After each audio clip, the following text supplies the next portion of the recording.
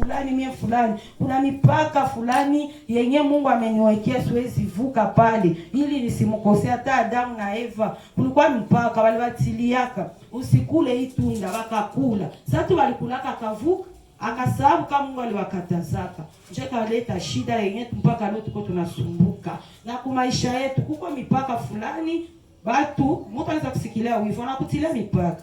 Hautavuka pale.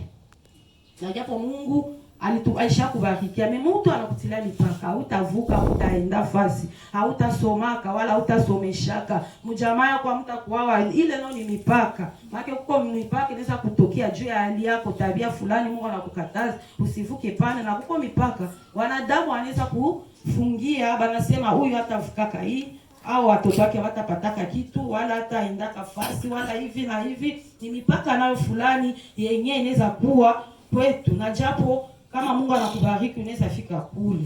Ndio maana asubuhi ya leo tutalika tu baba, tunaomba. Conclusion yangu ni hii: kila mtu ajue mipaka yake, namna gani ya kuishi, namna gani ya kuenenda mbele za Mungu. Bwana tusaidie. Na mipaka fulani ambao wajani za kwa litutilia maisha, Bwana asubuhi ya leo aende tuivuke kwa jina la Yesu Kristo. Maana mwanadamu anaweza panga na Mungu atageuza. Mawazo ya mwanadamu haiko njoo mawazo ya Mungu. Ile mipaka walikutiliaka, ile mipaka walinitiliaka kwa neno la Mungu, kwa jina la Yesu Kristo wa Nazareti aliye hai, inaweza tunaweza ivuka. Na Bwana na tutarudishia tu Mungu heshima. Asubuhi ya leo tutalika tu baba, na kila mtu mwanajua nishavuka mipaka, tutashimama wote. Baba tatuombea rehema, kati uliendelea kuvuka mipaka kupitia maneno, kupitia mwenendo, kupitia kila hali, ukafanya yenyewe impendeze Mungu.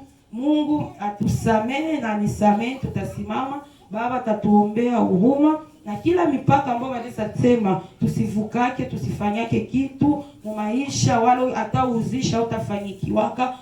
Papa tatuombea ili Mungu anile vyote na vyote vikwe nile sans effet. Karibu baba kwa neno ya asubuhi tupatie